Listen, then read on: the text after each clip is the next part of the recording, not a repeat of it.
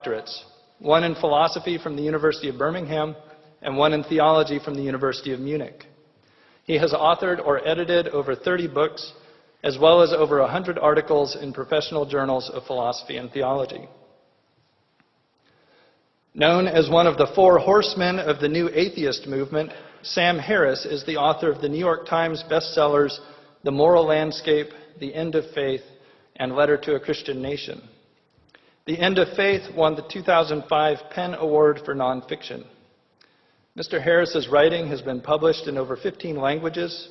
He and his work have been discussed in Newsweek, Time, the New York Times, Scientific American, Nature, Rolling Stone, and many other journals. His writing has appeared in Newsweek, the New York Times, the Los Angeles Times, The Economist, the Times London, the Boston Globe, the Atlantic, the Annals of Neurology, and elsewhere. Mr. Harris is a co-founder and CEO of Project Reason, a nonprofit foundation devoted to spreading scientific knowledge and secular values in society. He received a degree in philosophy from Stanford University and a PhD in neuroscience from UCLA. The structure of tonight's debate will be as follows. Each debater will take 20 minutes for his opening speech, followed by rebuttals of 12 minutes and 8 minutes respectively, and then closing speeches of 5 minutes each. At the conclusion of the debate, we will have about 30 minutes for questions from the audience. If you would like to ask a question, line up behind one of the two microphones in front or in the balcony. We're letting Notre Dame students ask the first 4 questions tonight, so if you are not a Notre Dame student and somehow find yourself at the front of the Q&A line, please allow a student to go ahead of you. Time will be kept strictly. There is a timekeeper in the front who can be seen by both speakers, and once each speaker's time has elapsed, he will be given at most 15 seconds to finish his final sentence before being rudely interrupted by me, the time enforcer. Because we are keeping the time strict, we ask you to hold all applause and other indications of agreement or disagreement, cheering, crowd surfing, and the like, until the very end of the debate. Please remember that flash photography, videotaping, and active cell phones are all prohibited. Finally, remember that Notre Dame is the world's #1 institution in the philosophy of religion and also has one of the world's best theology departments. Any questions you don't get to ask during the 25 or 30-minute Q&A, you can ask of your local faculty in the days and weeks to come. And now on with the show.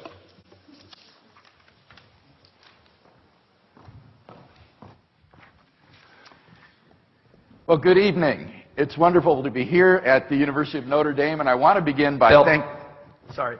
Sorry. We're going to begin each speech with me checking with the timekeeper to make sure that he's ready, and then the timekeeper is going to hit go, and then you get to go. All right. So you go when I say begin. Sorry for jumping the gun. Professor Crige gets the first word in the debate. Dr. Harris gets the last word. Timekeeper, are you ready? This is 20 minutes. Begin. I want to begin by thanking the Center for Philosophy of Religion for the invitation to participate in tonight's debate. The question of the correct foundation of morality is one that is not only of tremendous academic interest, but also one that has enormous practical application for our lives. Now, to begin with an important point of agreement, Dr. Harris and I agree that there are objective moral values and duties. To say that moral values and duties are objective is to say that they are valid and binding independent of human opinion. For example, to say that the Holocaust was objectively evil is to say that it was evil even though the Nazis who carried it out thought that it was good. And it would still have been evil even if the Nazis had won World War II and succeeded in brainwashing or exterminating everyone who disagreed with them so that everybody thought the Holocaust was good. One of the great merits of Dr. Harris's recent book, The Moral Landscape, is his bold affirmation of the objectivity of moral values and duties. He inveighs against what he calls the overeducated, atheistic, moral nihilists and relativists who refuse to condemn as objectively wrong terrible atrocities like the genital mutilation of little girls. He rightly declares, if only one person in the world held down a terrified, struggling, screaming little girl, cut off her genitals with a septic blade and sewed her back up, the only question would be how severely that person should be punished. What is not in question is that such a person has done something horribly, objectively wrong. The question before us this evening, then, is what is the best foundation for the existence of objective moral values and duties? What grounds them? What makes certain actions objectively good or evil, right or wrong? In tonight's debate, I'm going to defend two basic contentions. First, if God exists, then we have a sound foundation for objective moral values and duties. And second, if God does not exist, then we do not have a sound foundation for objective moral values and duties. Now notice that these are conditional claims. I shall not be arguing tonight that God exists. Maybe Dr. Harris is right, that atheism is true. That wouldn't affect the truth of my two contentions. All that would follow is that objective moral values and duties would then, contrary to Dr. Harris, not exist. So let's look at that first contention together. If God exists, then we have a sound foundation for objective moral values and duties. Here, I want to examine two subpoints with you. First, theism provides a sound foundation for objective moral values. Moral values have to do with what is good or evil. On the theistic view, objective moral values are grounded in God. As St. Anselm saw, God is by definition the greatest conceivable being, and therefore the highest good. Indeed, he is not merely perfectly good, he is the locus and paradigm of moral value. God's own holy and loving nature provides the absolute standard against which all actions are measured. He is, by nature, loving, generous, faithful, kind, and so forth. Thus, if God exists, objective moral values exist, wholly independent of human beings. Second, theism provides a sound foundation for objective moral duties. On a theistic view, objective moral duties are constituted by God's commands. God's moral nature is expressed in relation to us in the form of divine commandments, which constitute our moral duties or obligations. Far from being arbitrary, God's commandments must be consistent with his holy and loving nature. Our duties, then, are constituted by God's commandments, and these, in turn, reflect his essential character. In the Judeo-Christian tradition, the whole moral duty of man can be summed up in the two great commandments. First, you shall love the Lord your God with all your strength and with all your soul and with all your heart and with all your mind. And second, you shall love your neighbor as yourself. On this foundation, we can affirm the objective rightness of love, generosity, self-sacrifice, and equality, and condemn as objectively wrong selfishness, hatred, abuse, discrimination, and oppression. In summary, then, theism has the resources for a sound foundation for morality. It grounds both objective moral values and objective moral duties. And hence, I think it's evident that if God exists, we have a sound foundation for objective moral values and duties. Let's turn then to my second contention, that if God does not exist, then we do not have a sound foundation for objective moral values and duties. Consider first the question of objective moral values. If God does not exist, then what basis remains for the existence of objective moral values? In particular, why think that human beings would have objective moral worth? On the atheistic view, human beings are just accidental byproducts of nature, which have evolved relatively recently on an infinitesimal speck of dust called the planet Earth, and which are doomed to perish individually and collectively in a relatively short time.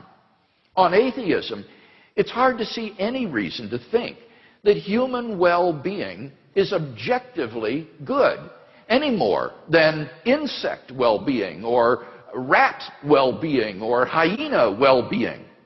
This is what Dr. Harris calls the value problem.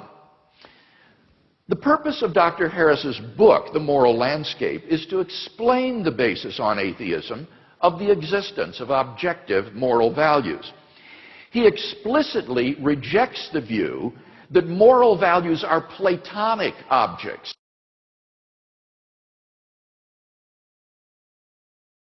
existing independent of the world. So, his only recourse is to try to ground moral values in the natural world. But how can you do that, since nature in and of itself is just morally neutral? On a naturalistic view, moral values are just the behavioral byproducts of biological evolution and social conditioning.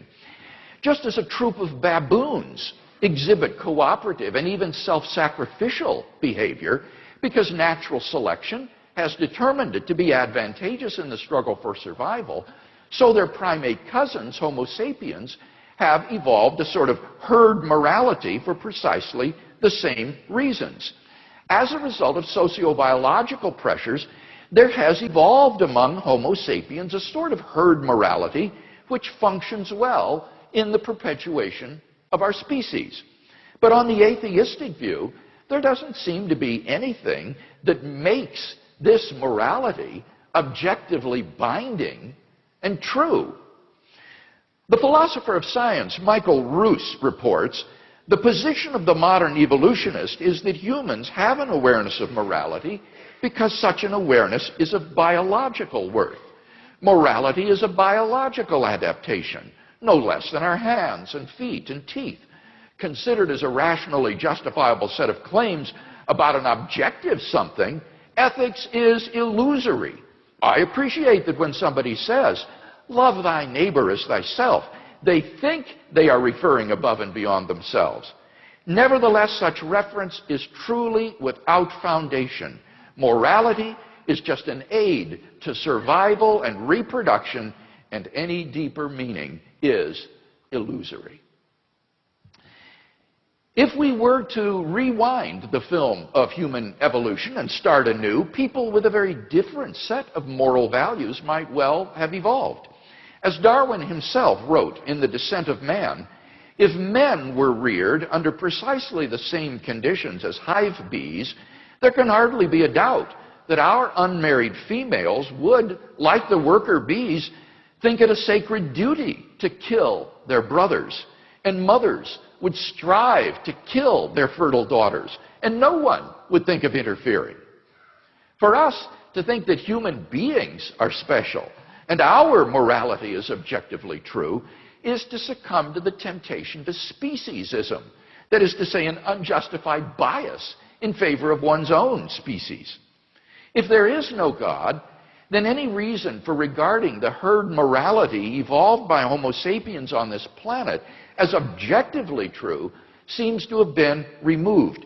Take God out of the picture, and all you seem to be left with is an ape-like creature on a speck of dust beset with delusions of moral grandeur. Richard Dawkins' assessment of human worth may be depressing, but why, on atheism, is he mistaken when he says there is at bottom no purpose, no evil, no good, nothing but pointless indifference? We are machines for propagating DNA. It is every living object's sole reason for being. So how does Sam Harris propose to solve the value problem? The trick he proposes is simply to redefine what he means by good and evil in non-moral terms. He says, we should define good as that which supports the well-being of conscious creatures. So, he says, questions about values are really questions about the well-being of conscious creatures. And therefore, he concludes, it makes no sense to ask whether maximizing well-being is good. Why not? Because he's redefined the word good to mean the well-being of conscious creatures. So, to ask, why is maximizing creatures' well-being good? Is on his definition the same as asking, why does maximizing creatures' well-being maximize creatures' well-being?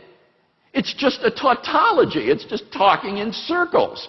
So Dr. Harris has, quote-unquote, solved the value problem just by redefining his terms. It's nothing but wordplay.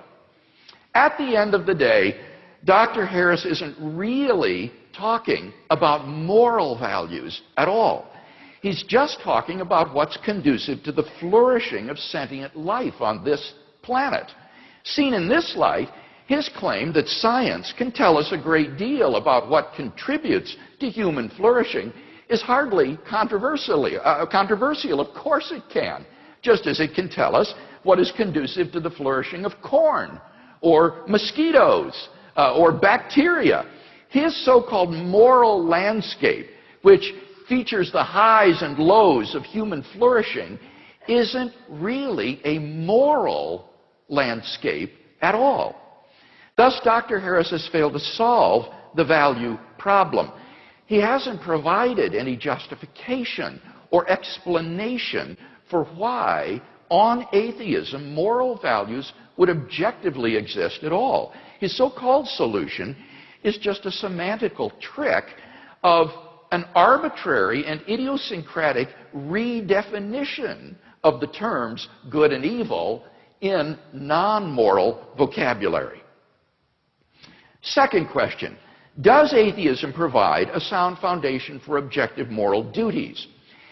Duty has to do with moral obligation or prohibition, what I ought or ought not to do. Here, the reviewers of the moral landscape have been merciless in pounding Dr. Harris's attempt to provide a naturalistic account of moral obligation. Two problems stand out. First, natural science tells us only what is, not what ought to be the case. As philosopher Jerry Fodor has written, science is about facts, not norms. It might tell us how we are, but it wouldn't tell us what is wrong with how we are. In particular, it cannot tell us that we have a moral obligation to take actions which are conducive to human flourishing. So, if there is no God, what foundation remains for objective moral duties? On the naturalistic view, human beings are just animals, and animals have no moral obligations to one another. When a lion kills a zebra, it kills the zebra, but it doesn't murder the zebra. When a great white shark forcibly copulates with a female, it forcibly copulates with her, but it doesn't rape her. For none of these actions is forbidden or obligatory. There is no moral dimension to these actions. So if God does not exist, why think we have any moral obligations to do anything? Who or what imposes these obligations upon us? Where do they come from? It's very hard to see why they would be anything more than a subjective impression ingrained into us by societal and parental conditioning. On the atheistic view, certain actions such as rape and incest may not be biologically and socially advantageous, and so in the course of human development have become taboo, that is, socially unacceptable behavior. But that does absolutely nothing to prove that such acts are really wrong. Such behavior goes on all the time in the animal kingdom. On the atheistic view, the rapist who chooses to flout the herd morality is doing nothing more serious than acting unfashionably. The moral equivalent, if you will, of Lady Gaga. If there is no moral lawgiver, then there is no objective moral law. And if there is no objective moral law, then we have no objective moral duties. Thus, Dr. Harris's view lacks any source for objective moral duty. Second problem, ought implies can. A person is not morally responsible for an action which he is unable to avoid. For example, if somebody shoves you into another person, you're not responsible for bumping into him. You had no choice. But Sam Harris believes that all of our actions are causally determined and that there is no free will. Dr. Harris rejects not only libertarian accounts of free will, but also compatibilistic accounts of freedom. But if there is no free will, then no one is morally responsible for anything. In the end, Dr. Harris admits this, though it's tucked away in the endnotes of his volume. Moral responsibility, he says, and I quote, is a social construct, not an objective reality. I quote, in neuroscientific terms, no person is more or less responsible than any other for the actions they perform. His thoroughgoing determinism spells the end of any hope or possibility of objective moral duties because on his worldview, we have no control over what we do. Thus, on Dr. Harris's view, there is no source of objective moral duties because there is no moral lawgiver, and no possibility of objective moral duty because there is no free will. Therefore, on his view, despite his protestations to the contrary, right and wrong do not really exist. Thus, Dr. Harris's naturalistic view fails to provide a sound foundation for objective moral values and duties. Hence, if God does not exist, we do not have a sound foundation for morality, which is my second contention. In conclusion, then, we've seen that if God exists, we have a sound foundation for objective moral values and objective moral duties. But that if God does not exist, then we do not have a sound foundation for objective moral values and duties. Dr. Harris's atheism thus sits very ill with his ethical theory. What I'm offering Dr. Harris tonight is not a new set of moral values. I think by and large we share the same applied ethics. Rather, what I'm offering is a sound foundation for the objective moral values and duties that we both hold dear. Thank you very much.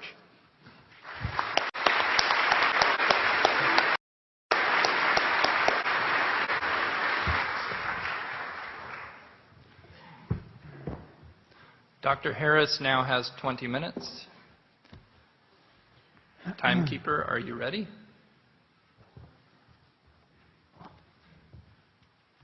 Begin. Well, first let me say it's an honor to be here at Notre Dame, and I'm very happy to be debating Dr. Crige, the one Christian apologist who seems to have put the fear of God into many of my fellow atheists. I've actually gotten more than a few emails this week that more or less read, "Brother, please don't blow this." So you will be the judge. Now, as many of you know, I've spent a fair amount of time criticizing religion. And one of the perks of this job is that you immediately hear from all the people who think that criticizing religion is a terrible thing to do. And strangely, the reason people rise to the defense of God is not that there's so much evidence that God exists, but that they believe that belief in God is the only intellectual framework for an objective morality. And clearly Dr. Crige is among their number. Now, the sense is that without the conviction that moral truths exist, that words like right and wrong and good and evil actually mean something, humanity will just lose its way. That's the fear, and I actually share that fear. I've come to believe that this concern that many religious people have of the erosion of secular morality is not an entirely empty one. Now, I once spoke at an academic meeting on these themes, and I said, as I will say tonight, that once we understand morality in terms of human well-being, we'll be able to make strong claims about which behaviors and ways of life are good for us and which aren't. And I cited as an example the sadism and misogyny of the Taliban as an example of a worldview that was less than perfectly conducive to human flourishing. And it turns out that to denigrate the Taliban at a scientific meeting is to court controversy. Mm-hmm. And after my remarks, I fell into debate with another invited speaker, and this is more or less exactly how our conversation went. She said, "How could you ever say that forcing women to wear burqas is wrong from the point of view of science?" I said, "Well, because I think it's pretty clear that right and wrong relate to human well-being, and it's just as clear that forcing half the population to live in cloth bags and beating them or killing them when they try to get out is not a way of maximizing human well-being." And she said, "Well, that's just your opinion." And I said, "Okay, well, let's make it even easier. Let's say we found a culture that was literally removing the eyeballs of every third child, okay, at birth. Would you then agree that we had found a culture that was not perfectly maximizing human well-being?" And she said, "It would depend on why they were doing it." So after my eyebrows returned from the back of my head, I said, "Okay, well, let's say they're doing it for religious reasons. Let's say they have a scripture which says every third should walk in darkness," or some such nonsense. Okay. And then she said, "Well, then you could never say that they were wrong." Okay, and so you should know, I was talking to someone who has a deep background in science and philosophy. She's actually since been appointed to the President's Council on Bioethics. She's one of 13 people advising President Obama on all of the ethical implications of advances in medicine and related science and technology. And she had just delivered a perfectly lucid lecture on the moral implications of neuroscience for the courts. And she was especially concerned that we could be subjecting captured terrorists to lie detection neuroimaging technology. And she viewed this as really an unconscionable violation of cognitive liberty. So on the one hand, her moral scruples were very finely calibrated to recoil from the slightest perceived misstep in ethical terms in our war on terror. And yet she was quite willing to forgive some primitive culture its fondness for removing the eyeballs of children in its religious rituals. And she seemed to me quite terrifyingly detached from the very real suffering of millions of women in Afghanistan at this moment. So I see this double standard as a problem. And strangely, this is precisely the erosion of basic common sense that many religious people are worried about. I hope it'll be clear to you at the end of this hour that religion is not an answer to this problem. Okay, belief in God is not only unnecessary for a universal morality, it is itself a source of moral blindness. Now, it's widely believed that there are two quantities in this universe. There are facts on the one hand, and of course science can give us our most rigorous discussion of these. But then there are values, which many people, like Dr. Crige, think science can't touch. Okay, questions of meaning and morality and what life is good for. Now, of course, everyone thinks that science can help us get what we value, okay, but it can never tell us what we ought to value. Okay, and therefore, it cannot, in principle, be applied to the most important questions in human life, questions like how we should raise our children or what constitutes a good life. Now, it's thought, from the point of view of science, and Dr. Crige just gave voice to this opinion, that when we look at the universe, all we see are patterns of events. Just one thing follows another. Okay, and there's no corner of the universe that declares certain of its events to be good or evil, or right or wrong. Apart from us, I mean, our minds, we declare certain events to be better than others. But in doing that, it seems that we're merely projecting our own preferences and desires onto a reality that is intrinsically value-free. And where do our notions of right and wrong come from? Well, clearly they've been drummed into us by evolution, that the product of these apish urges and social emotions, and then they get modulated by culture. We take sexual jealousy, for instance. And this is an attitude that has been bred into us over millions of years. Okay, our ancestors were highly covetous of one another, despite the fact that everyone was covered with hair and had terrible, terrible teeth. And this possessiveness now gets enshrined in various cultural institutions like the institution of marriage. Okay, so therefore, a statement like, it's wrong to cheat on one's spouse, okay, seems a mere summation of these contingencies. It seems like it's an improvisation on the back of biology. It seems that from the point of view of science, it can't really be wrong to cheat on your spouse. Okay, this is just how apes like ourselves worry when we learn to worry with words. Okay, now here is where religious people, like Dr. Crige, begin to get a little queasy, as I think they should. Okay. And many see no alternative but to insert the God of Abraham, an Iron Age God of war, into the clockwork as an invisible arbiter of moral truth. Okay, it is wrong to cheat on your spouse because Yahweh deems that it is so. Okay, which is curious, because in other moods, Yahweh is perfectly fond of genocide and slavery and human sacrifice. I must say, it's pretty amusing to hear Dr. Crige in his opening remarks say that I'm merely focused on the flourishing of sentient creatures on this planet.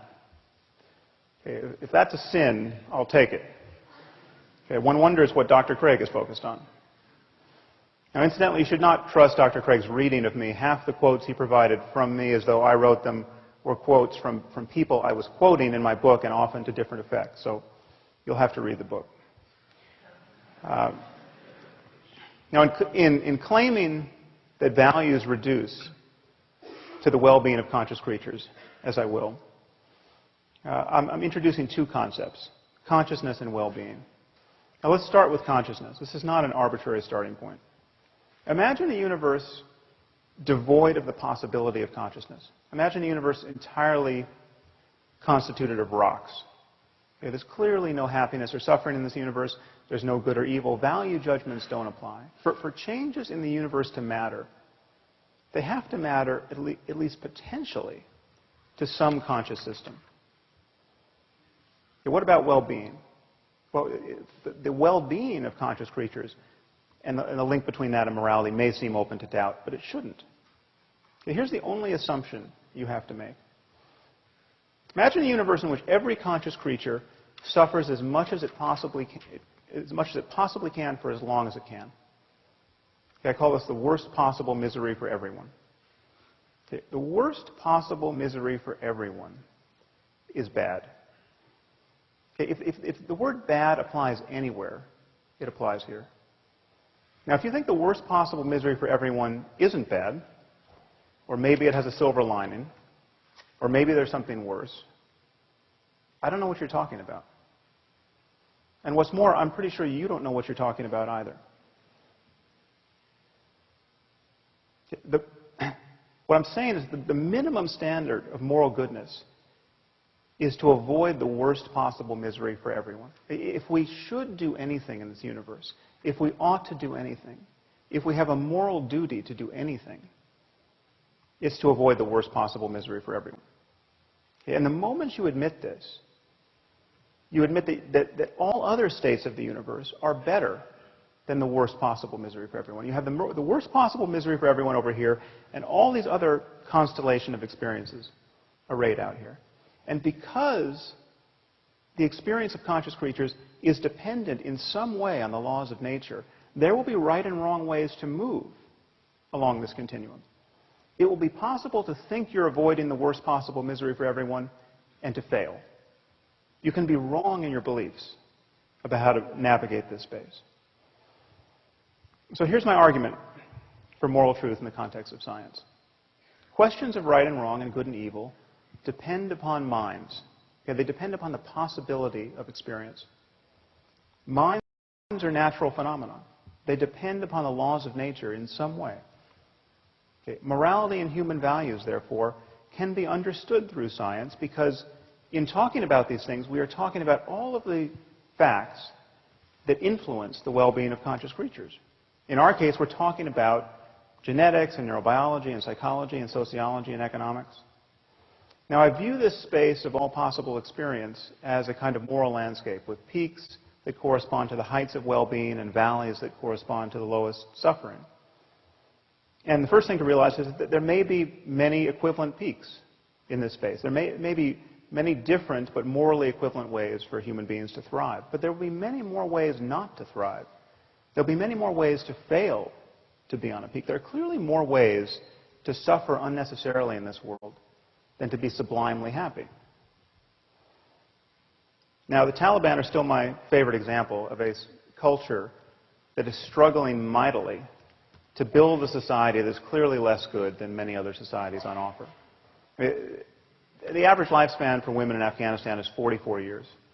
They have a 12% literacy rate. They have the highest, almost the highest infant mortality and maternal mortality in the world, and almost the highest fertility. So this is one of the best places on earth to watch women and infants die. It seems to me perfectly obvious that the best response to this dire situation, which is to say the most moral response, is not to throw battery acid in the faces of little girls for the crime of learning to read. Now, of course, this is common sense to us, unless you happen to be a bioethicist on the President's Commission at this moment. But I'm saying, at bottom, these are also truths about biology and neurology and psychology and sociology and economics. It is not unscientific to say that the Taliban are wrong about morality, that the moment we notice that we know anything at all about human well-being, we have to say this. Okay, now, some people with a little philosophical training may be tempted to say, but what if a father wants to burn off his daughter's face with battery acid? You know, who are you to say that he's not as moral as we are? What if he has an alternate conception of well-being that's just as legitimate? Or who's to say that we should care about the well-being of little girls?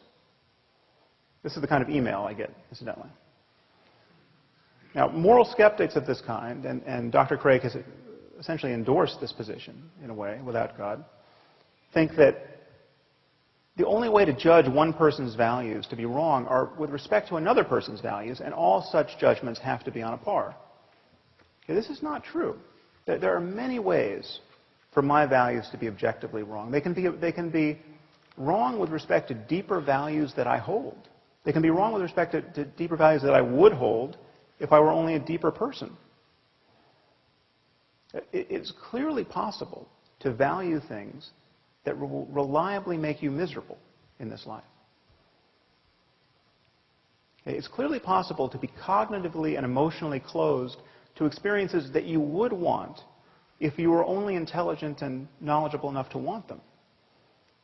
It is possible not to know what one is missing in life. So things can be right or wrong, or good or evil, quite independent of a person's opinions. Now, some of you might worry that I haven't defined well-being enough. How can something this loose as a concept be the benchmark of objective values? Well, consider by analogy the concept of physical health. Physical health is very difficult to define. You know, it used to be that if you were healthy, you could expect to live to the ripe old age of 40.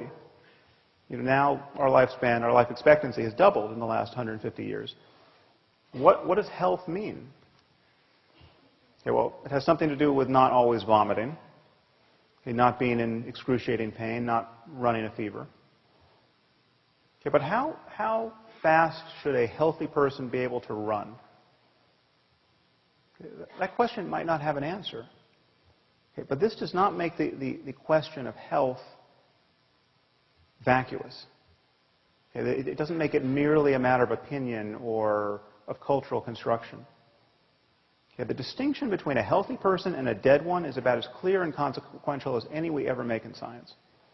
Okay, and notice that no one is ever tempted to attack the philosophical underpinnings of medicine with questions like, well, who are you to say that not always vomiting is healthy? What if you meet someone who wants to vomit, and he wants to vomit until he dies? Okay, how could you argue that he is not as healthy as you are? In talking about morality and human values, I think we really are talking about mental health and the health of societies. And the truth is, science has always been in the values business. We simply cannot speak of facts without resorting to values. I mean, consider the simplest statement of scientific fact. Water is 2 parts hydrogen and 1 part oxygen. This seems as value-free an utterance as human beings ever make. But what do we do when someone doubts the truth of this proposition? Okay, all we can do is appeal to scientific values, the value of understanding the world, the value of evidence, the value of logical consistency. What if someone says, well, that's not how I choose to think about water. Okay, I'm a biblical chemist, and I read in Genesis 1 that God created water before he created light. So I take that to mean that there were no stars. So there were no stars to fuse helium and hydrogen into heavier elements like oxygen. Therefore, there was no oxygen to put in the water. So either water has no oxygen or God created special oxygen to put in the water. But I don't think he would do that because that would be biblically inelegant. Okay, what can we say to such a person? Okay, all we can do is appeal to scientific values. And if he doesn't share those values, the conversation is over. Okay, if someone doesn't value evidence, what evidence are you going to provide to prove that they should value it? If someone doesn't value logic, what logical argument could you provide to show the importance of logic?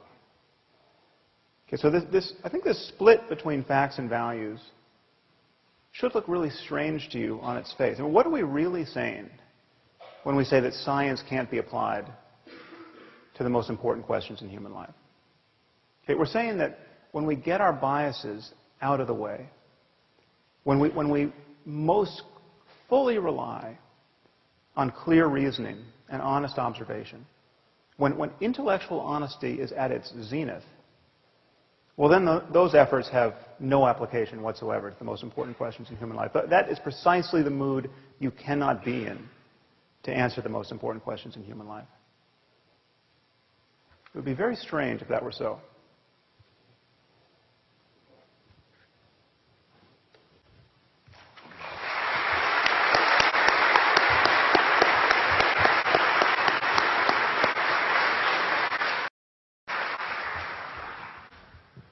Professor Crige now has 12 minutes for a rebuttal.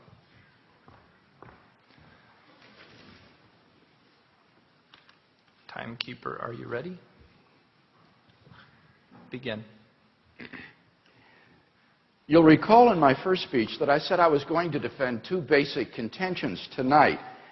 First, that if God exists, then we have a sound foundation for objective moral values and duties.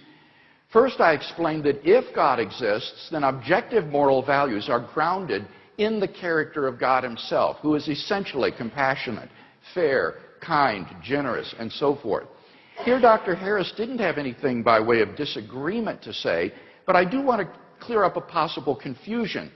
He represented this by saying that if religion were not true, then words like good and evil, right and wrong would have no meaning. I'm not maintaining that.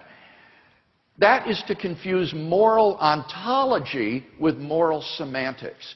Moral ontology asks, what is the foundation of objective moral values and duties? Moral semantics asks, what is the meaning of moral terms?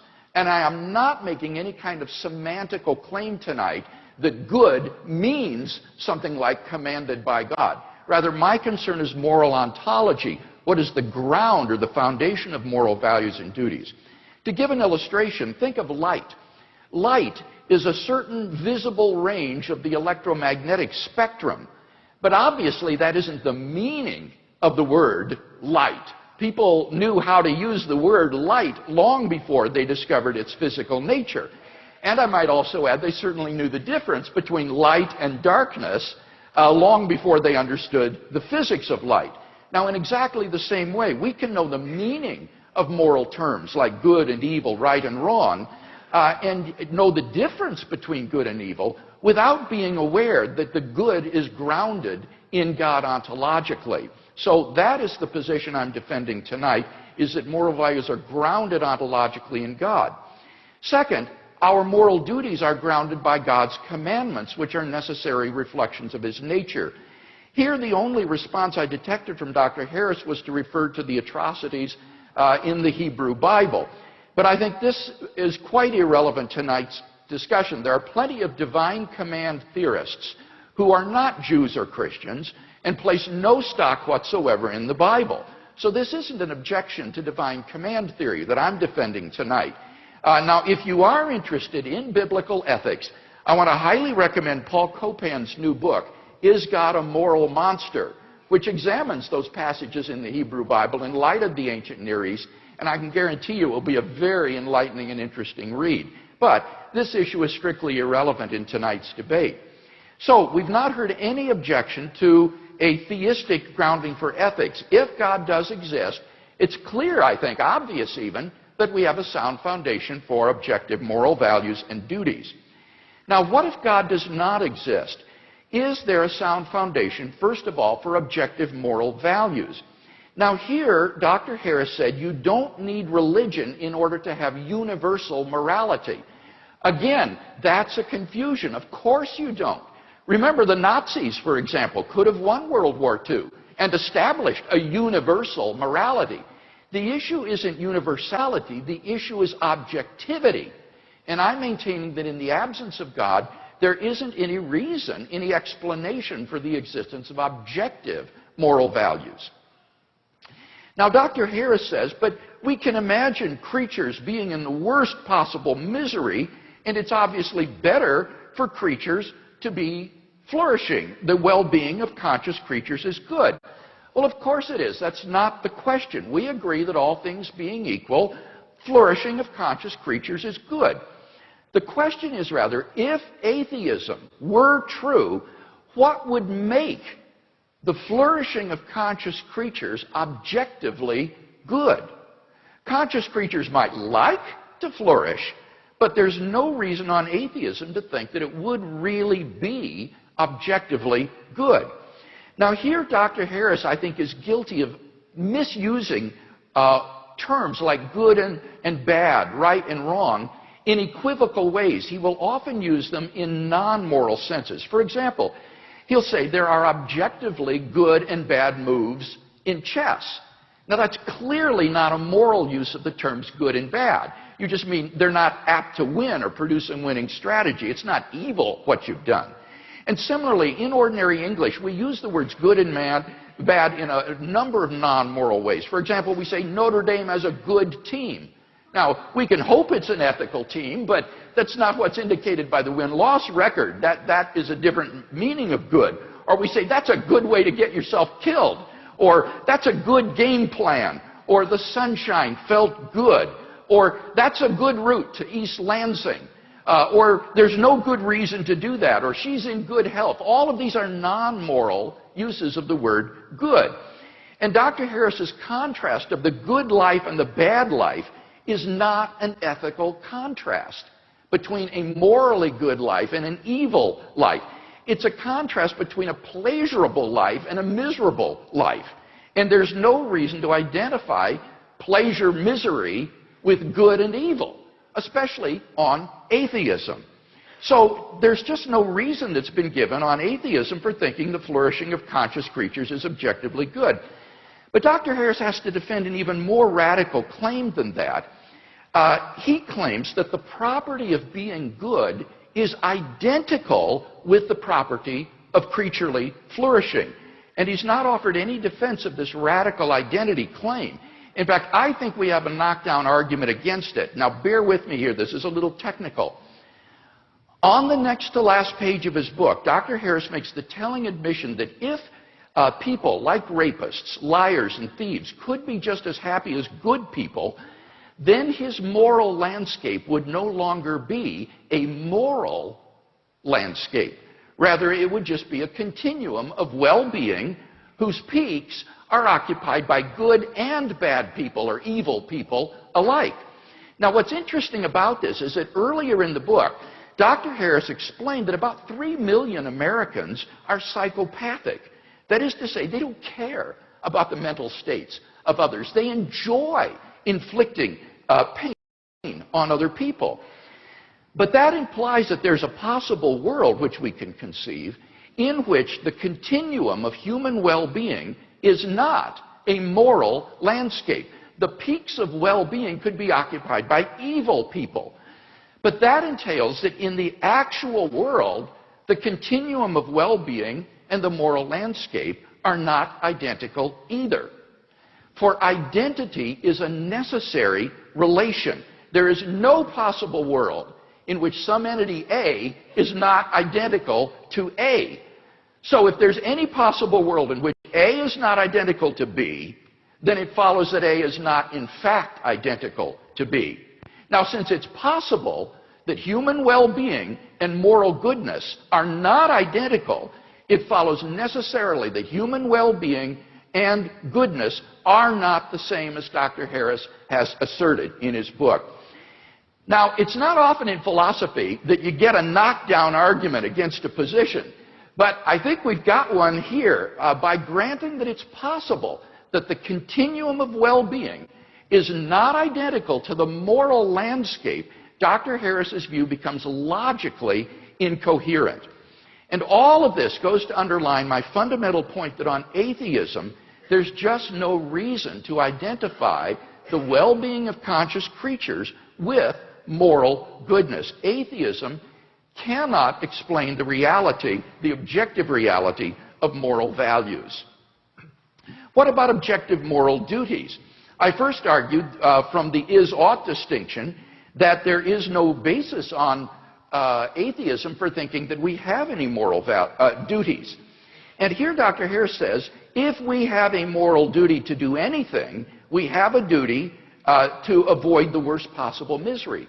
But the question is the antecedent of that conditional. If we have a moral duty to do anything, what I'm arguing is that on atheism, I don't see any reason to think we have any moral duties to do anything. Moral obligations or prohibitions arise in response to imperatives from a competent authority. For example, if a policeman tells you to pull over, then because of his authority, who he is, you are legally obligated to pull over. But if some random stranger tells you to pull over, you're not legally obligated to do so. Now, in the absence of God, what authority is there to issue moral commands or prohibitions? There is none on atheism. And therefore, there are no moral imperatives for us to obey.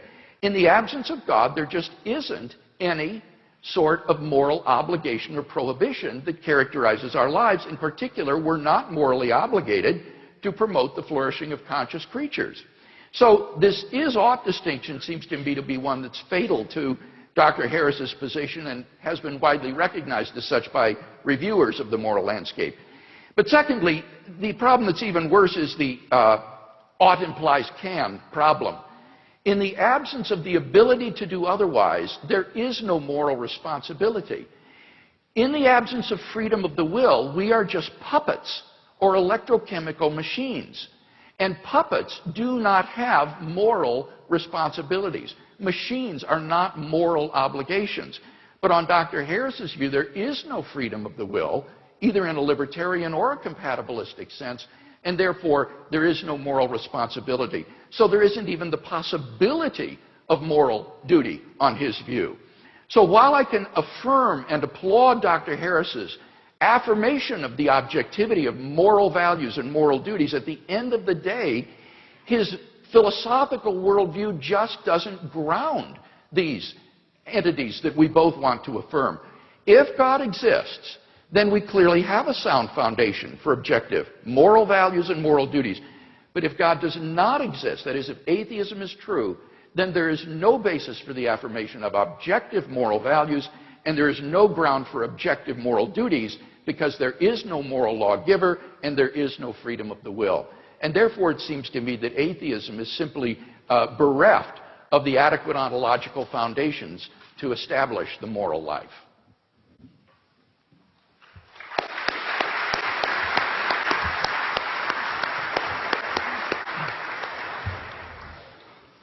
Dr. Harris now has 12 minutes. Timekeeper, are you ready? Begin. Well, that was all very interesting. Ask yourselves, what is wrong with spending eternity in hell? Well, I'm told it's rather hot there, for one. Dr. Crige is not offering an alternative view of morality. Okay, the whole point of Christianity, or so it is imagined, is to safeguard the eternal well-being of human souls. Now, happily, there's absolutely no evidence that the Christian hell exists.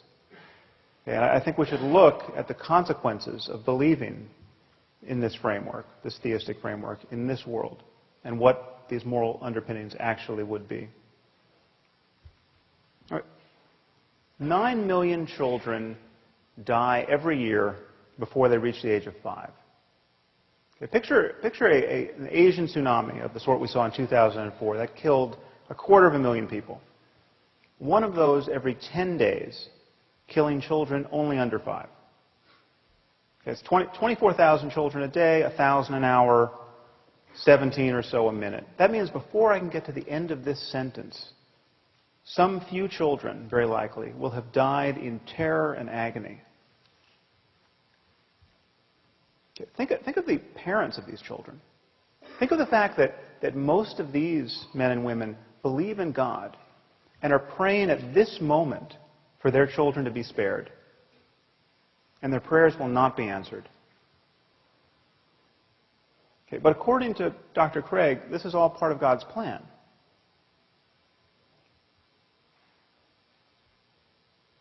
Any God who would allow children by the millions to suffer and die in this way, and their parents to grieve in this way, either can do nothing to help them or doesn't care to. He is therefore either impotent or evil. And worse than that, on Dr. Crige's view, most of these people, many of these people certainly, will be going to hell because they're praying to the wrong God. Just think about that. Okay, through no fault of their own, they were born into the wrong culture where they got the wrong theology and they missed the revelation. Okay, there are 1.2 billion people in India at this moment. Most of them are Hindus, most of them therefore polytheists.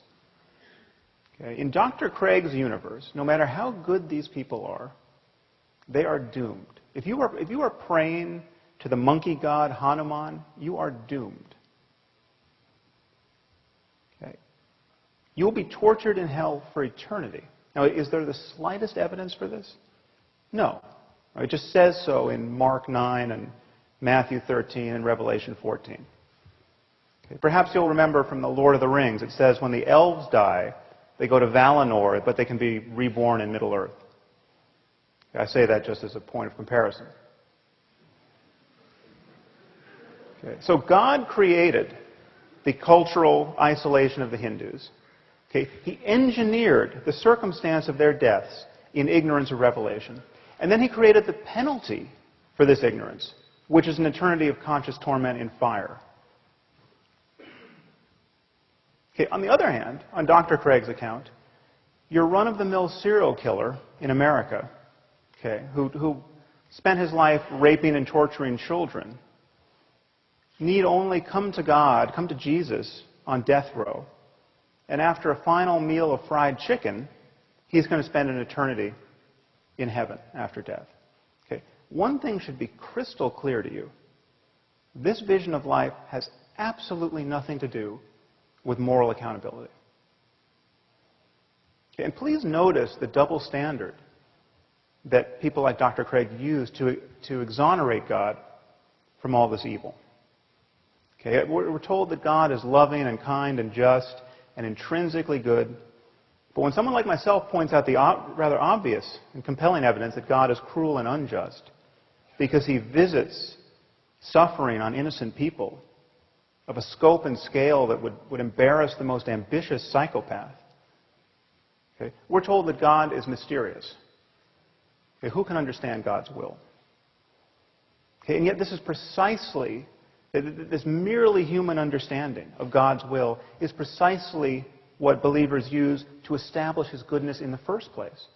You know, something good happens to a Christian. He feels some bliss while praying, say, or he sees some positive change in his life, and we're told that God is good. Okay, but when children by the tens of thousands are torn from their parents' arms and drowned, we're told that God is mysterious. Okay, this is how you play tennis without the net. Okay, and I want to suggest to you that it is not only tiresome when otherwise intelligent people speak this way, it is morally reprehensible. Okay, this kind of faith is really the perfection of narcissism. I mean, God loves me. Don't you know? He cured me of my eczema. He makes me feel so good while singing in church. And just when we had given up hope, he found a banker who was willing to reduce my mother's mortgage. Okay. Given all that this God of yours does not accomplish in the lives of others, given the misery that's being imposed on some helpless child at this instant, this kind of faith is obscene. Okay, to think in this way is to fail to reason honestly or to care sufficiently about the suffering of other human beings. And if God is good and loving and just and kind, and he wanted to guide us morally with a book, why give us a book that supports slavery?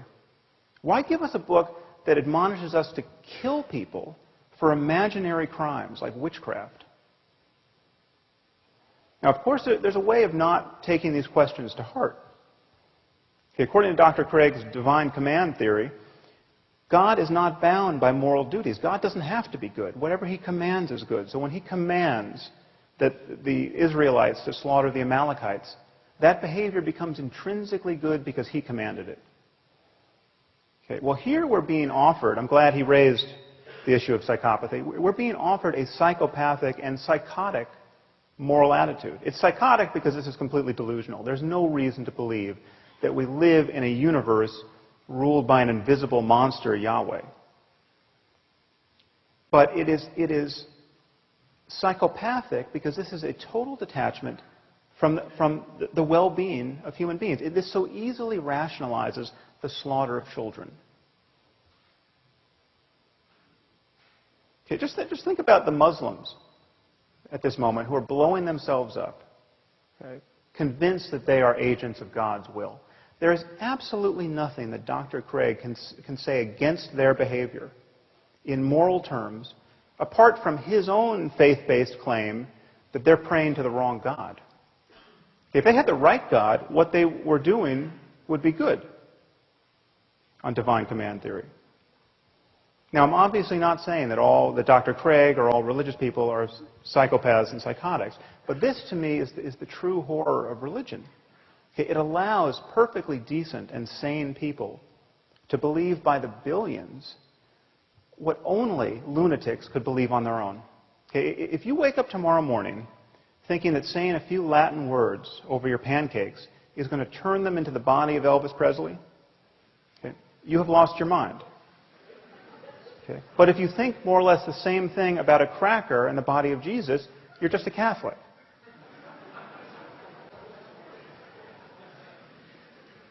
And I'm not the first person to notice that it's a very strange sort of loving God who would make salvation depend on believing in him on bad evidence. Okay, I mean, if you lived 2,000 years ago, there was evidence galore. I mean, he was just performing miracles. But apparently he got tired of being so helpful.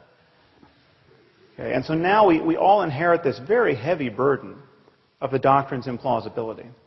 And the effort to square it with what we now know about the cosmos and what we know about the all-too-human origins of Scripture becomes more and more difficult. Okay, and it's not just the generic God that Dr. Crige is recommending. It is God the Father and Jesus the Son.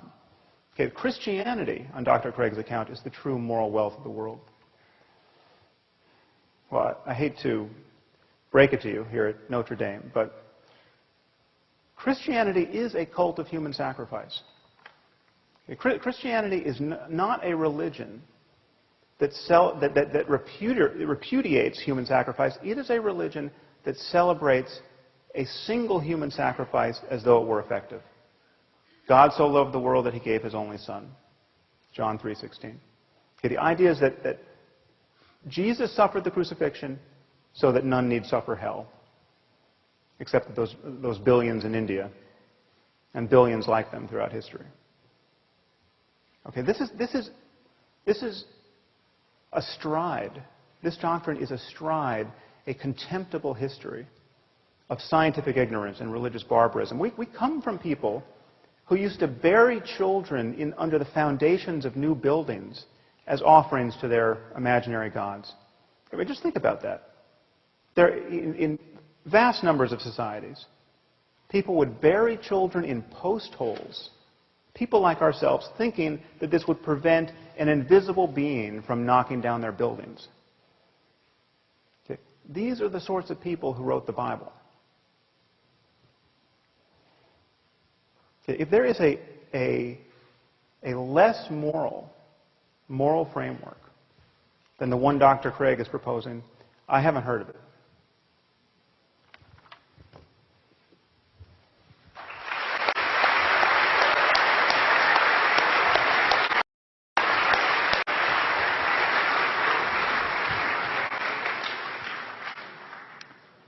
Professor Crige now has 8 minutes for a rebuttal. Timekeeper, are you ready?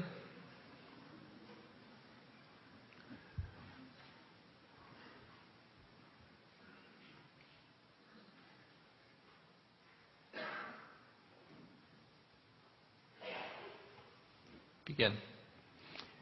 The less moral framework is atheism. Atheism has no grounds for objective moral values or duties. And it's interesting that in that last speech, I was disappointed to hear no defense given of that crucial second contention that I offered against Dr. Harris's view. Remember, we talked about the value problem. I gave what I consider a knockdown argument to show that the moral landscape is not identical to the continuum of human flourishing. We talked about objective moral duties, the is versus ought distinction, the ought implies can problem. None of these have been responded to. So if you want a really desperate moral system, try atheism. There's no foundation for objective moral values and duties there. Now, what about theism? Does it do any better? Well, in the last speech, we heard some attacks on my first contention that God provides a sound foundation for morality. Unfortunately, it seems to be that most of these were red herrings. A red herring is a smelly old fish that's dragged across the path of the bloodhounds to distract them from their true quarry, so they get distracted and go off following the dead fish. And I'm not going to be distracted by the red herrings that were offered in that last speech. For example, in response to my claim that if God exists, then objective moral values exist, we heard that I haven't truly offered an alternative to his view, because the goal on theism is to avoid hell. Honestly, it just simply shows how poorly Sam Harris understands Christianity. You don't believe in God to avoid going to hell. Belief in God isn't some kind of fire insurance. You believe in God because God, as the supreme good, is the appropriate object of adoration and love. He is goodness itself, to be desired for its own sake. And so the fulfillment of human existence is to be found in relation to God. It is because of who God is and his moral worth that he is worthy of worship. It has nothing to do with avoiding hell or promoting your own well-being. He then responds, but there's no good reason to believe that such a being exists. Look at the problem of evil and the problem of the unevangelized. Both of these, as I explained in my opening speech, are irrelevant in tonight's debate because I'm not arguing that God exists. Maybe he's right. Maybe these are insuperable objections to Christianity or to theism. It wouldn't affect either of my contentions that if God exists, then we have a sound foundation for moral values and duties. If then we have no foundation for objective moral values and duties. So these are red herrings. Now, I have written on each of these problems, the problem of evil and the problem of the unevangelized, and you can find much of what I've said at our website, reasonablefaith.org. If you're interested, go ahead and look at that. Or, as Michael Ray suggested, talk to one of your philosophy professors. Michael has written extensively on the problem of evil, and I'm sure he'd love to have a conversation with you about those things. Notice, secondly, I would want to say, evil actually proves that God exists. Because if God does not exist, objective moral values and duties do not exist. If evil exists, it follows values and duties do exist, namely some that are evil. So evil actually proves the existence of God, since in the absence of God, good and evil as such would not exist. So you cannot press both the problem of evil and agree with my contention that if God does not exist, objective moral values and duties do not exist, because evil actually will be an argument for the existence of God. Notice that Dr. Harris has no moral foundation for saying that Christian beliefs are morally execrable, because he has no foundation for making such a judgment. If atheism is true, what objective foundation is there for affirming that one view is execrable and another is not? There's simply no basis for such judgments. So, if he wants to have a debate on theism, I will happily engage in one with him, but that's not the debate for tonight. He also says it's psychopathic to believe these things. Now, that remark is just as stupid as it is insulting. It is absurd to think that people like Professor Peter Van Inwagen here at the University of Notre Dame is psychopathic, or that a guy like Dr. Tom Flint, who is as gracious a Christian gentleman as I could have ever met, is psychopathic. This is simply below the belt. So it seems to me that we've not been given any refutation of the view that if God does exist, then his essence, his character, is determinative for the existence of objective moral values. What about objective moral duties? Here I explained that God's commands must be consistent with his nature. And Dr. Harris continues to press the point, oh, but the Bible supports slavery. Again, I'll refer you to Professor Copan's book, which shows that that is a gross misrepresentation of ancient Israel, which did not, in fact, promote slavery as we understand it in light of the experience in the American South. But again, that's simply not irrelevant, because that isn't relevant because I'm not defending the Bible tonight. I'm saying that for a theist, whether Jew, Christian, deist, Hindu, moral duties will be grounded in the divine commands which are based in his nature. He says, but then what about people like the Taliban who say that God has commanded them to do certain atrocities? I would say the very same thing to the Taliban that Dr. Harris says, namely, God did not command you to do those things. That's exactly what Dr. Harris would say. The reason he thinks that is because he doesn't believe that God exists, but I would say that because I think that the Taliban has got the wrong God, that in fact God hasn't commanded them to commit these atrocities, and indeed God will only issue such commands as are consistent with his moral nature and for which he has morally sufficient reasons.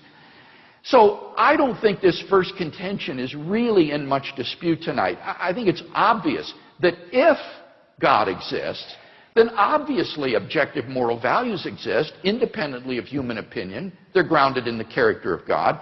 And there would be objective moral duties if God exists, because our duties arise in response to the moral imperatives that God issues to us.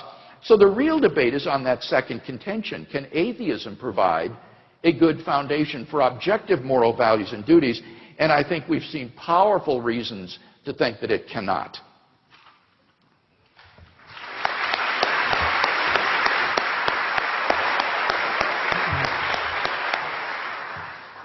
Dr. Harris now has 8 minutes. Timekeeper, are you ready? Begin. Well, perhaps you've noticed Dr. Crige has a charming habit of summarizing his opponent's points in a way in which they were not actually given, so I will leave it to you to sort it out on YouTube. Needless to say, I didn't call those esteemed colleagues of his psychopaths, as I made clear. In any case, Dr. Crige has merely defined God as being intrinsically good. If you want to charge someone with merely semantic games, the shoe's on the other foot as well. There is no reason that I can see why there couldn't be an evil God, or several. Okay, but his God is intrinsically good. Goodness is grounded in his very nature. That is a definitional move that he's made. Now, I have presented a positive case for grounding an objective morality in the context of science. And thinking about moral truth in the context of science should only pose a problem for you if you imagine that a science of morality has to be absolutely self-justifying in a way that no science ever could be.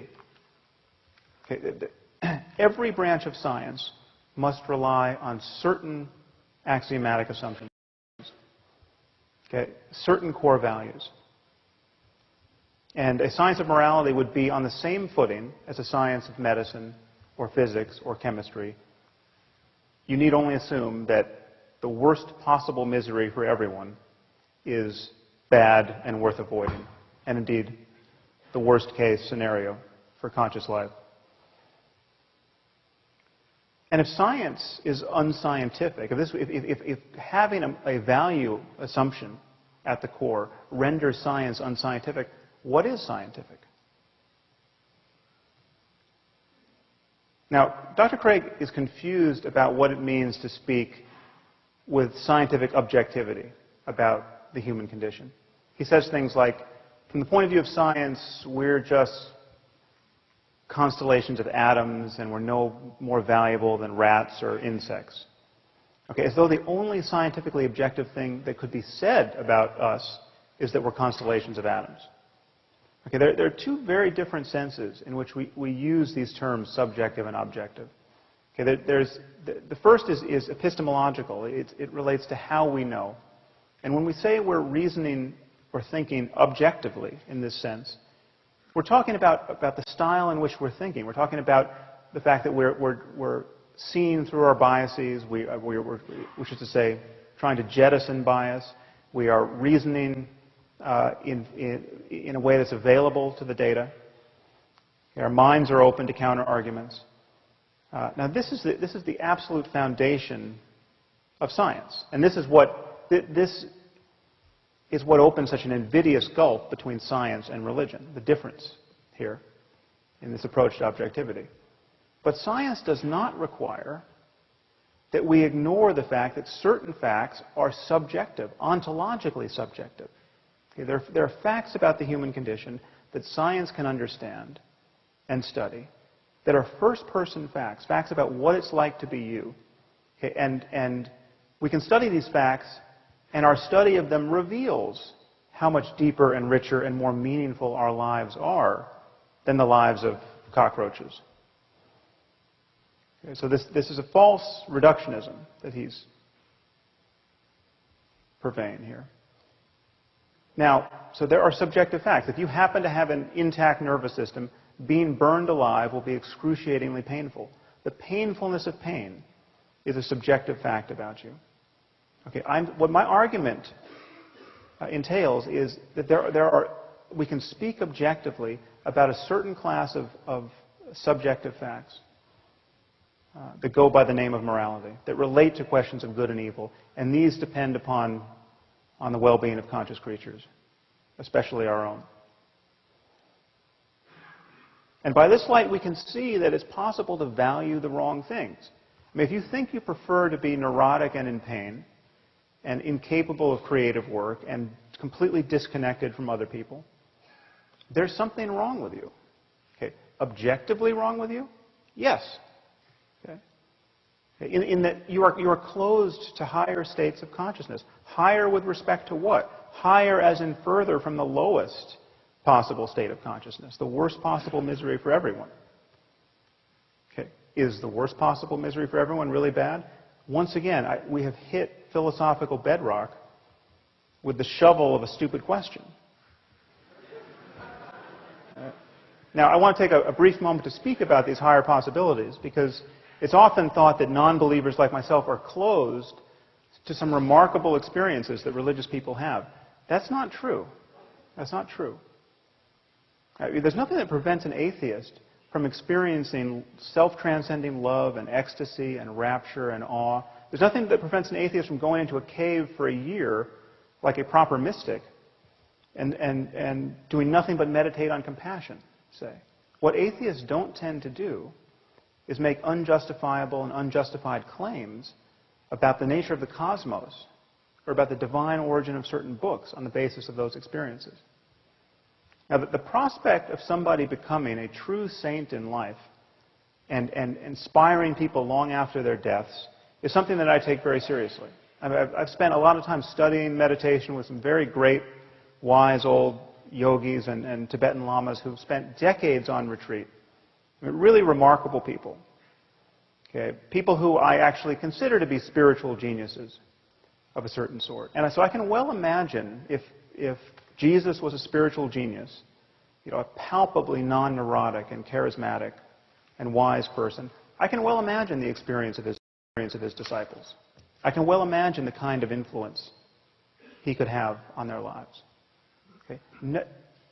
We do not have to presuppose anything on insufficient evidence in order to explore this higher terrain of human well-being. We don't have to take anything on faith. We don't have to lie to ourselves or to our children about the nature of reality.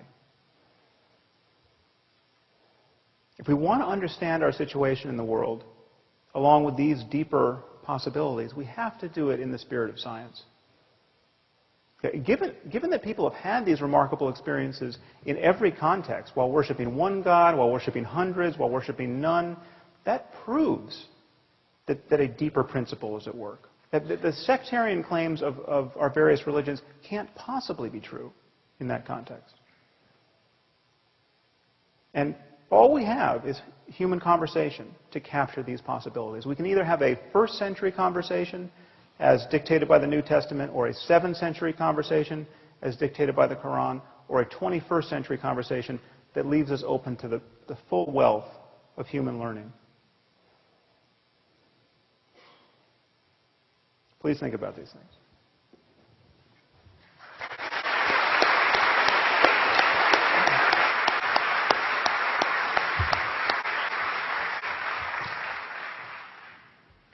We're now moving to 5-minute closing speeches.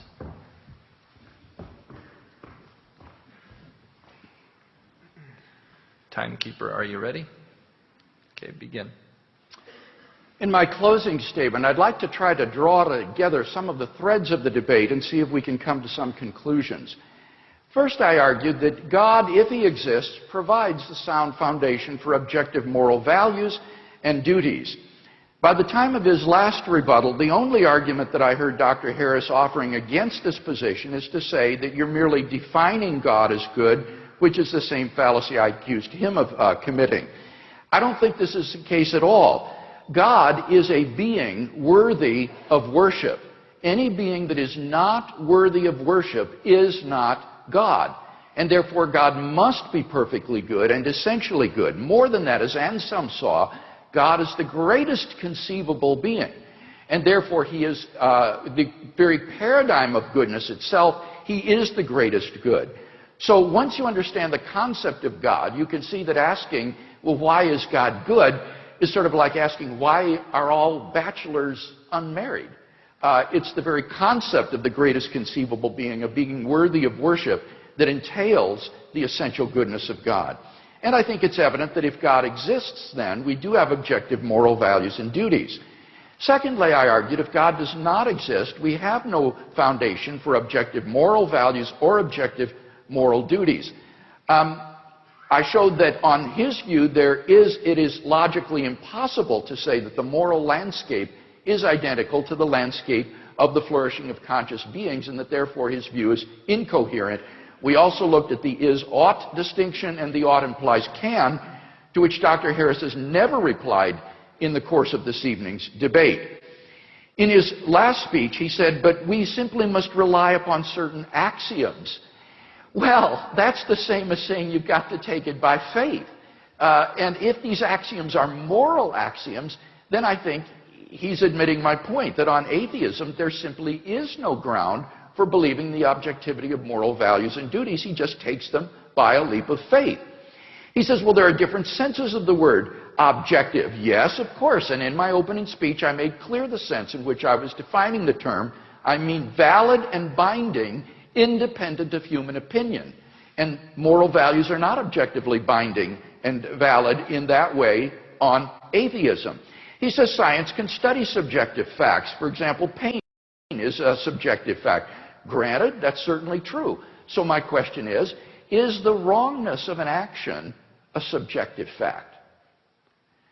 On atheism, it's hard to see how it couldn't be anything more than a subjective fact, in which case you cannot say, as Dr. Harris wants to say, And I agree with him that the genital mutilation of little girls is objectively wrong, not just a subjective opinion. He says, well, but if you're psychopathic or neurotic, there's something wrong with you. Granted, I agree with that. There is something wrong with you. But the question is, on atheism, if atheism were true, would there be anything objectively morally wrong with doing what the psychopath does? He hasn't been able to show that. Indeed, there are no moral duties on his view. And remember, he himself admitted that psychopaths could occupy the peaks of well-being on his so-called moral landscape, and that therefore it is not a moral landscape at all. To conclude, I want to quote from a remarkable article that appeared in the Duke Law Journal by Arthur Allen Leff called Unspeakable Ethics, a Natural Law. Dr. Leff's difficulty is the same as Dr. Harris's. He wants to find a foundation for moral values and duties, in this case for the law, that would be independent of human opinion, would be objective and would be in the world. And he can't find one. He says, any attempt to ground values in the world is open to the playground bully's retort, who says? And this is how his article concludes. All I can say is this: it looks as if we are all we have. Only if ethics were something unspeakable by us, that is, something transcendent, could law be unnatural and therefore unchallengeable. As things now stand, everything is up for grabs. Nevertheless, napalming babies is bad. Starving the poor is wicked. Buying and selling each other is depraved. There is in the world such a thing as evil. All together now, says who? God help us.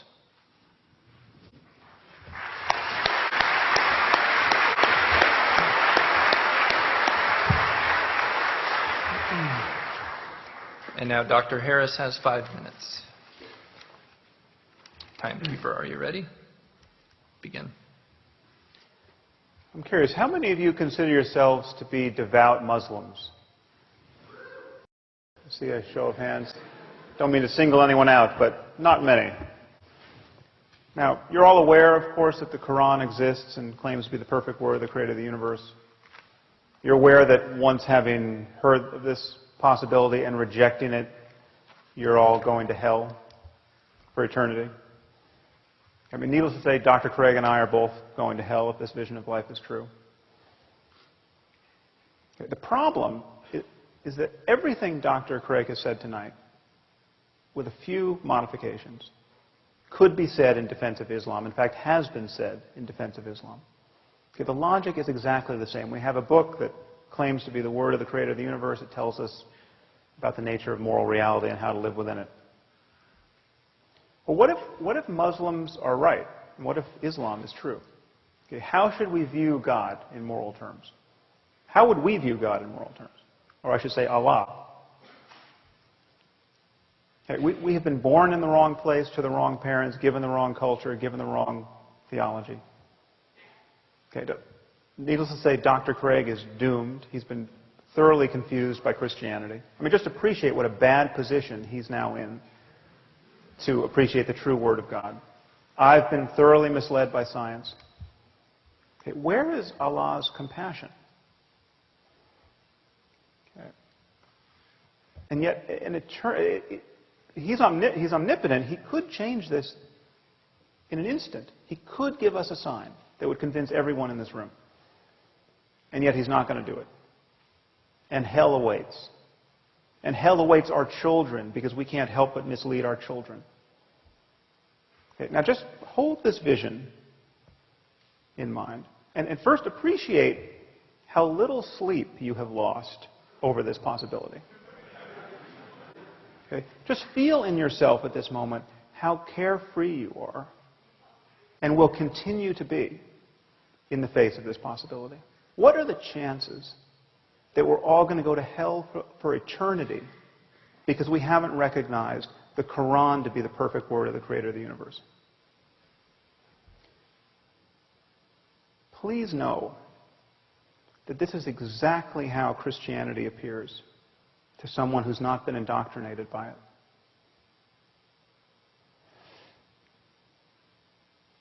Our scriptures were written by people who, by virtue of their placement in history, had less access to scientific information and facts and basic common sense than any person in this room.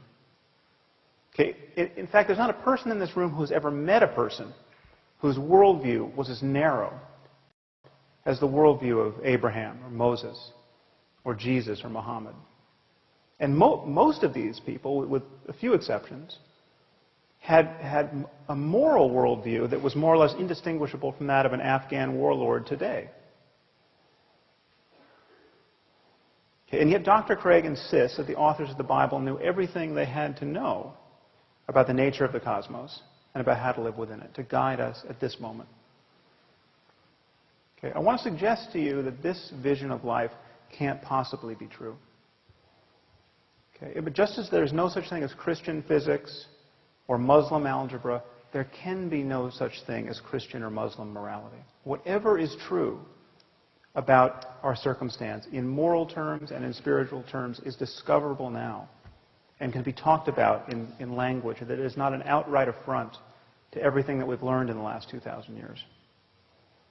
Okay, what remains for us to discover are the facts in every domain of knowledge that will allow the greatest number of us to live lives truly worth living in this world. I mean, how is it that we can build a global civilization, a viable global civilization of now destined to be 9 billion people, where the maximum number of people truly flourish?